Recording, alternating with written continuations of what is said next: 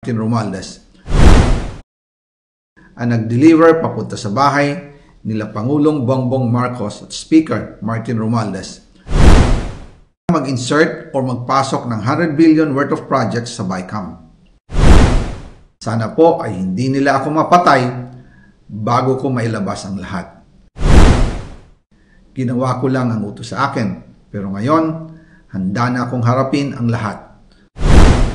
Ginagamit ng administrasyon ang buong resources ng bansa para tumahimik ako.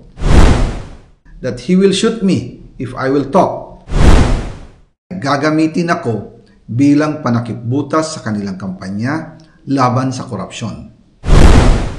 Hindi na ako mananahimik, ilalabas ko ang lahat ng katotohanan. May resibo, may ebidensya, at may pangalan. Again, I informed the Speaker and asked clearance about the instructions ng Pangulo. At ang sabi niya, wala tayong magagawa. Kaya po nagtataka ako kung bakit sinasabi ni Pangulo na hindi niya makilala ang budget, samantalang lahat na binawas at dinagdag sa mga ahensya ng gobyerno ay humihingi ng approval sa kanya si Sec. Mina Pangandaman. Bago namin ginawa o tinapos ni Senator Chis Escudero during the BICAM. Sinabi pa ni Sec. Mina, everything is cleared with the President. Basta importante, pasok ang pondo na request ng Pangulo. The following day, sinabi ni Sec. Mina, approve na si Presidente BBM sa lahat na binawasan na ahensya. Masaya na ang Pangulo dahil naipasok ang gusto niyang 100 billion insertion.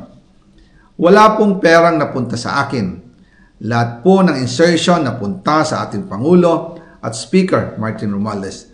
Ako lang at ang aking mga tao, sila Paul Estrada, Mark Tiksay, at ang aking mga security ang nag-deliver papunta sa bahay nila Pangulong Bongbong Marcos at Speaker Martin Romualdez sa North Forbes Park, South Forbes Park, hanggang sa Malacanang. Yung mga deliveries po ay merong record ang aking mga tao. Totoo po yung sinasabi ni Orly Gutesa na nag-deliver siya sa Forbes Park. Totoo din po ang sinasabi ni Orly Gutesa na nag-deliver siya sa Malacanang nung siya ay nasa Senado. Para mapatunayan ang mga litrato na deliveries ay ilalabas ko po together with this video.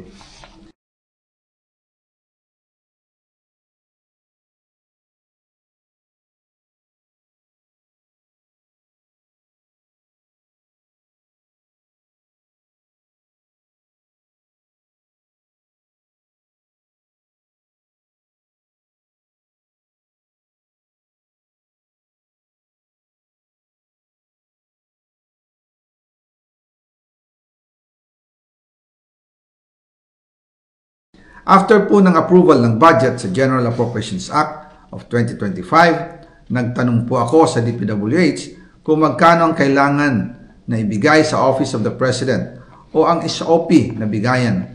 Ang sinagot sa akin ay 25%. Ang ibig sabihin nito, 25% ng 100 billion ang SOP na kailangan ibigay kay BBM mismo. In total, 25 billion ang napunta kay Pangulong Bongbong Marcos. Kaya ngayon ay hinahamon ko si Ombudsman Remulla kung seryoso talaga siya sa mga sinasabi niya sa kanyang press release na idadamay niya pati si Martin Romualdez kung magbibigay ako ng ebidensya.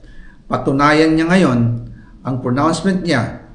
Imbestigahan niya ang fraternity Brad at ang kanyang kaibigan na si Speaker Martin Romualdez kung talagang tutupad siya sa tungkulin niya. Imbestigahan din niya si President Bongbong Marcos. Sabi nga ni BBM nung SONA, let's do it right at mahiya naman kayo, hindi po ba?